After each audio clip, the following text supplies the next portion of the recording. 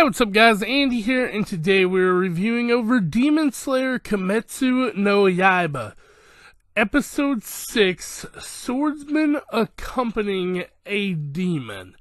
Now, this is my first review over the series as it comes out. As you know, I did 1 and 2 if you've seen the video, and I reviewed 3, 4, and 5 on Instagram, and now we're here with 6.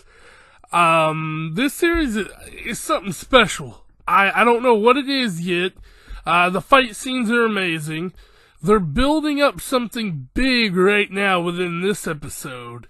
And I just love the characters. Plus, I don't know what the budget is on this show, but if they didn't spend at least 20 grand, just on the eyes, then I don't know what's wrong. Because the eyes in this anime are legit, over the top extreme.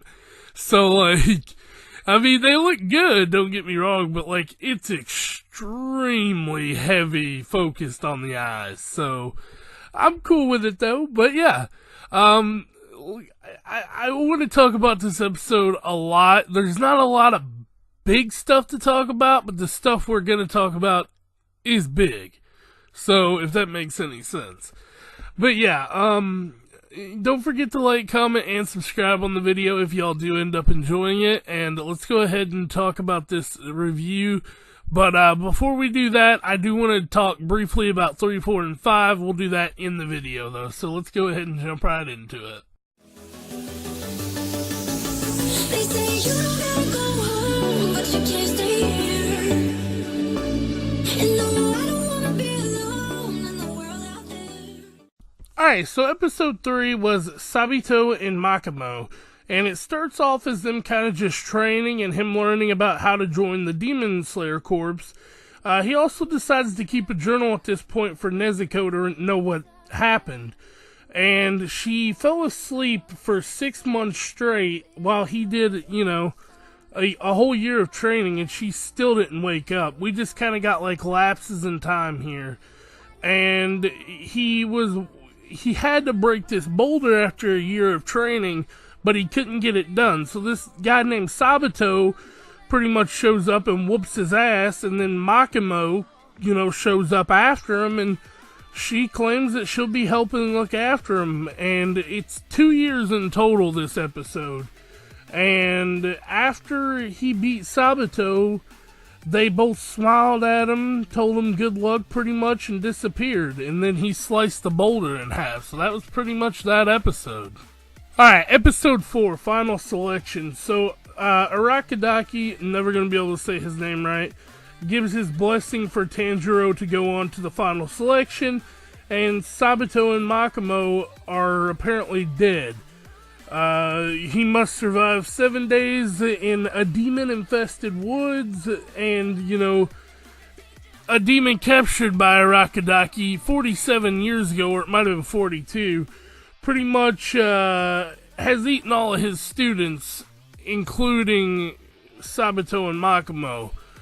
And he wants to eat Tanjiro too, but Tanjiro killed him pretty much, so this was a really good episode. Might be my favorite episode so far of the series. Then episode 5, we got My Own Steel. This was a little bit of a sad backstory for the demon that he just killed, and it wasn't really. All of the pupils that were killed by this demon, though, can finally rest easy, and we see them all kind of fade into darkness.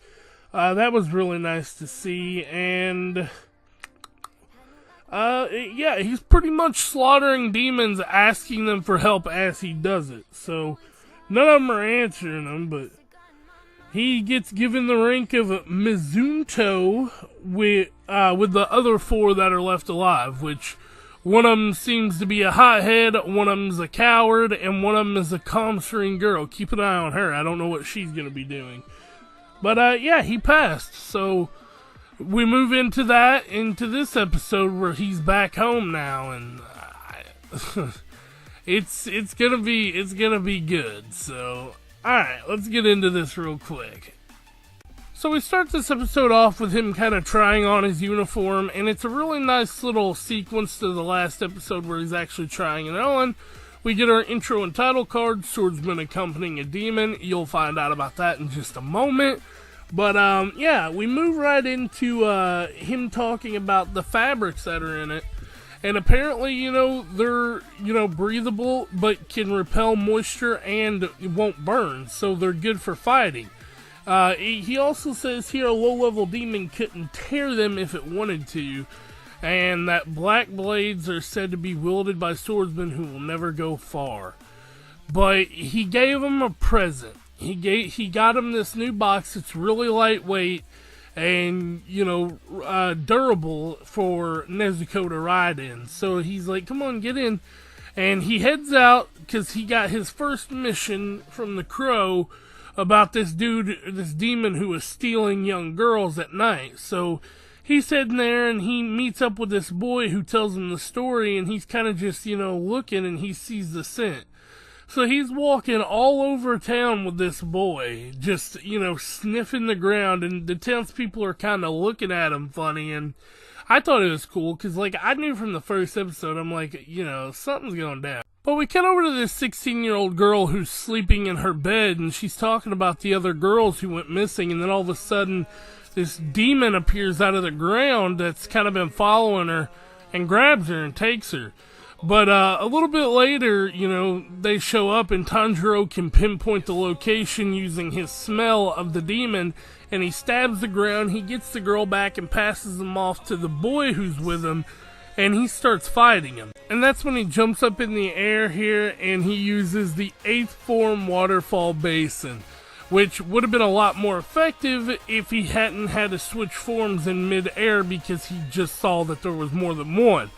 But in that moment, we get a little bit of flashback here, and we get to see who the real enemy of the series is, because he's talking with the Urokodaki, and this dude is Muzan Kibutsuji, and he is the first demon who guaranteed probably transferred his sister into a demon. And then this dude pops up out of nowhere, and he's like, you know, you're gonna ruin my meal. She's 16. You're wasting the time. And he's like, I've ate a lot of girls. They were all meaty and delicious. And that's when Nezuko pops out and kicks the dog shit out of this dude. And, you know, they're fighting. You know, they're all scrapping, and she just kind of comes out of nowhere here. So it was really nice to see. And then we get this moment where she just looks at both of the kids that are there, and she puts her hands on them. And I was like, are you good? Are you good, Chief? Don't kill him. And no, she was good. And what that was here is that Urokodaki used some hypnotic suggestion while she was asleep to say that all humans are your family. And you are to pretty much, you know, kill any demon that would bring harm onto humans. And so the last scene we see here is her just kicking the dog shit out of this demon, dude. So next week, I assume they're going to wrap it up all nice and clean and put it in a bow, and then they're going to move on with some more story plot. But I want to know more about this Muzan Kibutsuji guy, because we only got like a little scene of him. But yeah, I'm really excited to see what happens next week, and on top of that, I want to know, can anyone tell me, did his scar on his head change, or did I miss something because I was watching it like 4 o'clock in the morning? I'm not too sure. I probably just missed something because it was late, but yeah, whatever. Let me know in the comments down below, and don't forget to like and subscribe to the channel, and I'll catch y'all next time. Peace out. Take a moment right here, feeling like it's out gear. Driving towards the sun with a rose and a gun. Feel the wind in my hair.